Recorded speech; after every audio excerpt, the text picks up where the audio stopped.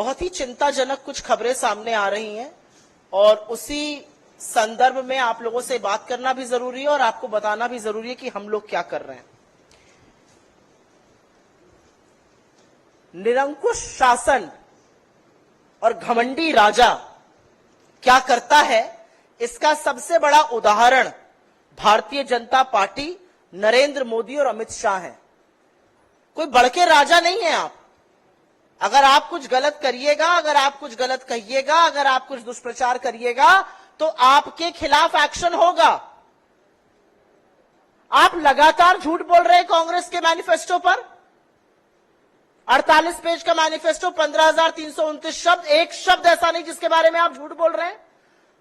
और आपका कोई वीडियो जो तथाकथित रूप से आपके अनुसार कोई काट छाट के चला रहा है, उस पर आप लोगों की गिरफ्तारी कर रहे हैं। यह देश डरने वाला नहीं है, ना आपकी गीदड़ धमकियों से डरने वाला है। यह देश हिसाब लेगा और गिन गिन कर हिसाब लेगा। हर उस बेरोजगारी का हिसाब लेगा जो आपके चलते हुई है, उस कमर तोड़ महंगाई का हिसाब लेगा जिसमें एक रोटी कम खानी पड़ रही है क्योंकि आटे दही पर जीएसटी आपने लगा दिया। वो 50,000 बच्चों के पूरे पूरे परिवार हिसाब लेंगे जिनको सेंट्रल यूनिवर्सिटी से नाम कटाना पड़ा। वो बहती हुई लाशों के परिवार हिसाब लेंगे जिनको कोरोना काल में आपने तड़प तड़प के दम तोड़ने पर मजबूर किया। वो महिलाएं हिसाब लेंगी जिनके अपराधियों के साथ आप हमेशा खड़े होते हैं, चाहे वो कर्नाटका हो या गुजरात हो या उत्तर प्रदेश हो। वो किसान हिसाब लेंगे, जिन 700 किसानों की शहादत हुई उनके परिवार हिसाब लेंगे। वो लोग हिसाब लेंगे जिनको अन्नदाता अन्न पहुंचाता है थाली में। वो श्रमिक हिसाब लेंगे जिनको आपने हजारों मील पैदल चिलचिलाती धूप में फफोले और छाले लिए पैदल चलवाया। तो कोई डरने वाला आपसे नहीं है। असम की पुलिस कहीं गिरफ्तारी कर रही है, कहीं उत्तर प्रदेश की पुलिस गिरफ्तारी कर रही है। तमाशा क्या बना रखा है? और सूप तो सूप, बोले छलनी जिसमें 72 छेद। प्रधानमंत्री मंच से भाषण दे रहे हैं कि काट छाट करके वैमनस्यता फैलाई जा सकती है, ठीक नहीं है। जिस वैमनस्यता को फैलाकर, वीडियो की काट छाट करके, दुष्प्रचार और झूठ बोलकर ही आप प्रधानमंत्री बने हैं। आपने हजारों करोड़ रुपए एक आदमी के रेप्यूटेशन को खत्म करने में लगाए, उसके खिलाफ दुष्प्रचार करने में लगाए। आपके लोगों को महारत हासिल है लोगों के बयान काट देने की। और अगर आप निरंकुशता करिएगा तो एक्शन तो फिर इधर से भी लिया जाएगा। आपके कितने ही लोगों ने 72 घंटे पहले राहुल गांधी जी के वक्तव्य में से, जहां पर उन्होंने SC, ST, OBC, EWS और माइनॉरिटीज की बात करी है, उसमें से SC, ST, OBC, EWS काटा और अब उन सब लोगों के खिलाफ कार्रवाई होगी। और यही दिल्ली पुलिस जो बढ़ चढ़कर एक्शन कर रही है, उसके सामने हम सारे साक्ष्य, सारे तथ्य, सारे सबूत लेकर जाएंगे। उन प्लेटफॉर्म्स का मैनिपुलेटेड टैग भी लेकर जाएंगे जो इन आईडीज पर लगा है। और फिर देखते हैं कि अमित शाह की दिल्ली पुलिस सिर्फ अमित शाह के लिए जागेगी या वाकई में कानून का पालन कराएगी। और आपको क्या लगता है, आप शहर दर शहर FIR करिएगा और हम हाथ पर हाथ धरे बैठे रहेंगे? क्योंकि झूठ की फेक न्यूज फैक्ट्री तो आप हैं। तो अब शुरुआत कर ही दी है तो FIR कर्नाटका में भी होगी, FIR तेलंगाना में भी होगी, तमिलनाडु में भी होगी, झारखंड में भी होगी, हिमाचल में भी होगी, हर उस जगह होगी जहां पर आपकी निरंकुशता कायम नहीं है। अगर कानून सम्मत कार्रवाई होनी है तो कानून सम्मत कार्रवाई कीजिए। अगर झूठ नहीं बोलना है तो सबसे पहले इस देश का प्रधानमंत्री अपना कान पकड़ के इस देश की देवतुल्य जनता से माफी मांगे कि कैसे 10 दिन से वो सिर्फ और सिर्फ निराधार झूठ बोल रहे हैं।